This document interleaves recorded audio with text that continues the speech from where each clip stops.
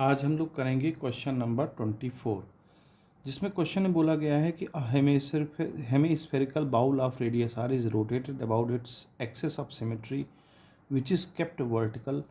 A small block is kept in the bowl at a position where the radius of makes an angle theta with the vertical. The block rotates with the bowl without any slipping. The friction coefficient between the block and bowl surface is mu. Find the range of the angular speed for which the block will not slip. यानी कि हमें angular speed निकालनी है कि block slip ना करे, वो range निकालनी है. तो रेंज का मतलब ये है कि मिनिमम और मैक्सिमम. तो देखें, चूँकि ये बाउल है हमारा, ऐसे बाउल बना लें और यहाँ पर मान लें कि कोई एक ऑब्जेक्ट है और वो ऑब्जेक्ट घूम रहा है इस बाउल में. तो जब ये घूमेगा तो ये बाउल में एक सर्कुलर पाथ बना लेगा और यहाँ से ये थीटा एंगल पर है, तो इसका वेट नीचे की तरफ काम करेगा. और इसको अगर कंपोनेंट में ब्रेक कर दें तो ये थीटा आ जाएगा, तो एम जी कॉस थीटा यहाँ भी आ जाएगा. अब चूंकि ये सर्कुलर पाथ पर घूम रहा है तो इस पर एक सेंट्रीफ्यूगल फोर्स काम करेगा. वह centrifugal force M are omega square रहेगा. अब इस पर एक नॉर्मल रिएक्शन फोर्स काम करेगा एन, और इस एन का अगर हम कंपोनेंट लें तो ये आ जाएगा थीटा. तो ये आपका ये भी थीटा आएगा, वर्टिकली अपोजिट एंगल, तो ये एन कॉस थीटा हो जाएगा और इधर आ जाएगा N sine theta. N sine theta M are omega square को बैलेंस करेगा. तो अगर हम यहाँ देखें कि एम आर ओमेगा स्क्वायर दो कंपोनेंट में ब्रेक हो रहा है. एक तो इस डायरेक्शन में जो M are omega square sine theta के फॉर्म में आएगा, और एक इस डायरेक्शन में M are omega square cos theta. चूँकि ये स्लिप करेगा, जैसे स्लिप की कंडीशन उसने बोली है, तो इस पर एक फ्रिक्शन फोर्स नीचे काम करेगा. अगर ये ऊपर को जाएगा, मान लीजिए बहुत तेज़ ये घूम रहा है मैक्सिमम स्पीड से, ज़्यादा स्पीड से, तो ये ऊपर की तरफ सरकेगा.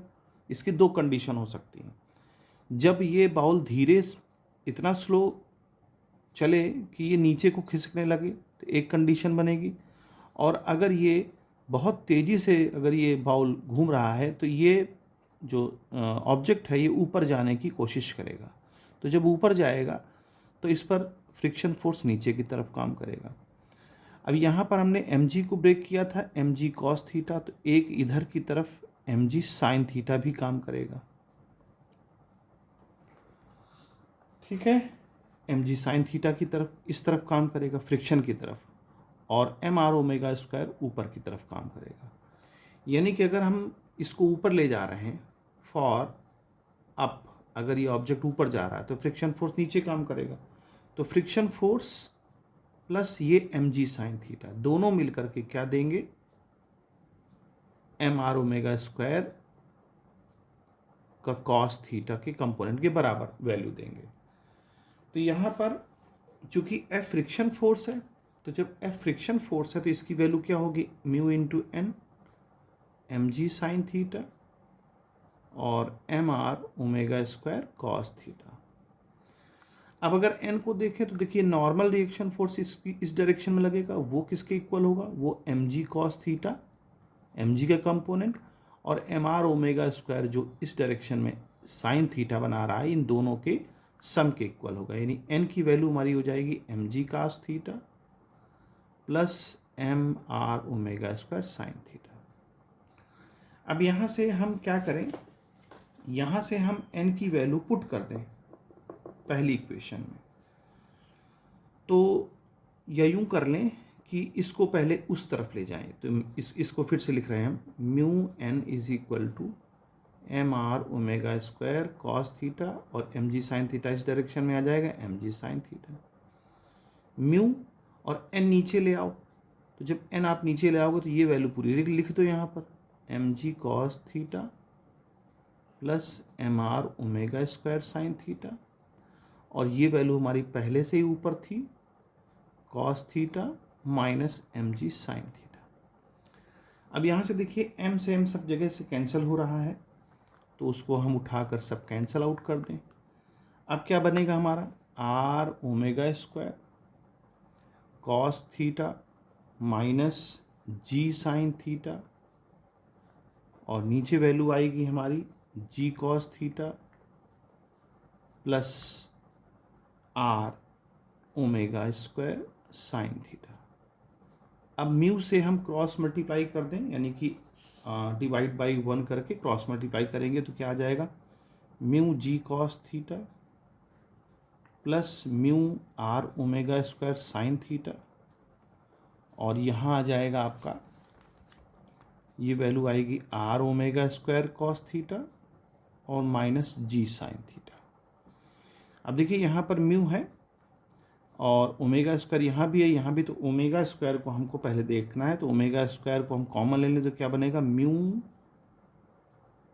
Are sine theta. चूँकि आर रेडियस है तो स्मॉल आर हमने लिया है, बाद में हम कैपिटल आर भी ले लेंगे, क्योंकि आंसर में कैपिटल आर दिया है तो हम कैपिटल आर ले लेंगे। तो म्यू आर साइन थीटा, और यहाँ पर बन जाएगा, ये इसको इधर ले आते हैं ना, तो ये माइनस आर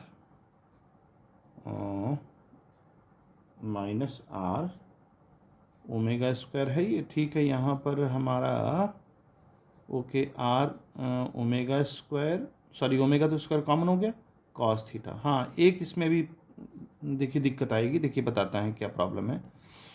और ये उधर जाएगा तो equal to minus ji sine theta और माइनस के म्यू जी कॉस थीटा।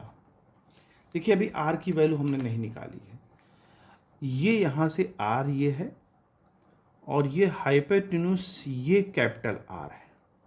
तो अगर हम इसको आर की वैल्यू निकालेंगे यहाँ, तो आर की वैल्यू आ जाएगी आर साइन थीटा के। तो स्मॉल आर की वैल्यू हम पुट कर दें, स्मॉल आर की वैल्यू हम पुट कर दें, क्योंकि जो कैपिटल आर है वो बाउल की रेडियस है, ठीक है। और ये जो पाथ बना रहा है ऑब्जेक्ट, उसकी रेडियस स्मॉल आर है। तो यहाँ से हम कैपिटल आर और आर में रिलेशन निकाल लेंगे तो आर की वैल्यू यहाँ पुट कर सकते हैं। तो अभी देखिए ओमेगा स्क्वायर और आर की वैल्यू जब हम पुट करेंगे आर साइन थीटा, तो क्या बन जाएगा, mu R sine square theta, और यहाँ बनेगा आर साइन थीटा और कॉस थीटा। यहाँ माइनस कॉमन ले लें तो G sine theta plus mu G cos theta, ठीक है, कोई प्रॉब्लम नहीं है यहाँ पर। ओके, अब ओमेगा स्क्वायर फाइंड करना है हमें, तो इसको थोड़ा सा ऊपर कर लेते हैं। ओमेगा स्क्वायर फाइंड करना है तो ये वैल्यू माइनस कॉमन है, G sine theta plus mu G cos theta, और नीचे हमारा आ जाएगा mu R sine square theta और माइनस आर साइन थीटा और कॉस थीटा। अब देखिए यहाँ माइनस है, तो ये काम करते हैं, यहाँ से माइनस हम कॉमन ले लेते हैं और ऊपर से जी कॉमन ले लेते हैं। तो जब ये माइनस नीचे से कॉमन आएगा तो इससे कैंसिल आउट हो जाएगा। तो सबसे पहले हम नीचे वाली वैल्यू लेते हैं, माइनस कॉमन जब लिया हमने तो ये बन जाएगा हमारा, साइन थीटा भी कॉमन ले लें, आर साइन थीटा, तो बन जाएगा म्यू, ये प्लस में हो जाएगा। जब इसमें से हम माइनस कॉमन लेंगे और इससे कैंसिल आउट करेंगे तो ये प्लस में, तो पहले वैल्यू लिख दें cos theta minus cos theta, यहाँ हो गया म्यू साइन थीटा बनेगा, म्यू साइन थीटा, ठीक है।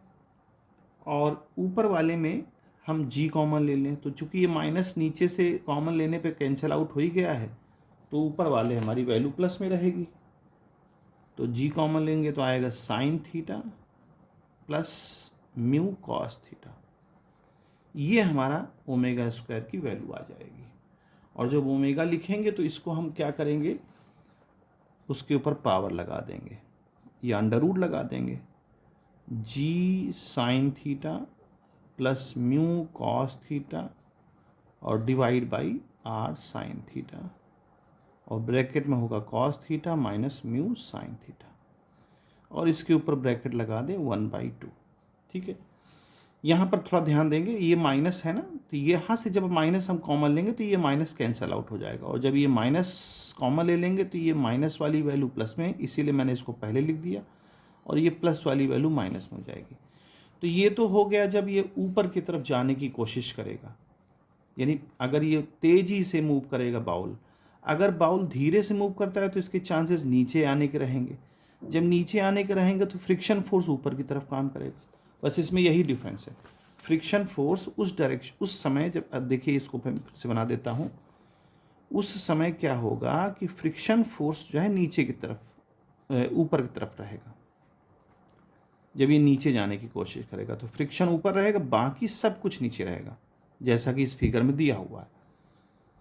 एन साइन थीटा यहाँ रहेगा, केवल फ्रिक्शन ऊपर रहेगा, और एम आर ओमेगा स्क्वायर जो पहले हम लोगों ने बोला था, एम आर ओमेगा स्क्वायर ये ऊपर रहेगा, क्योंकि जब ये नीचे खिसकेगा तो भाई फ्रिक्शन ऊपर की तरफ काम करेगा, जब ये ऊपर जा रहा था तो फ्रिक्शन नीचे की तरफ काम करेगा, तो बाकी सब कुछ वही रहेगा।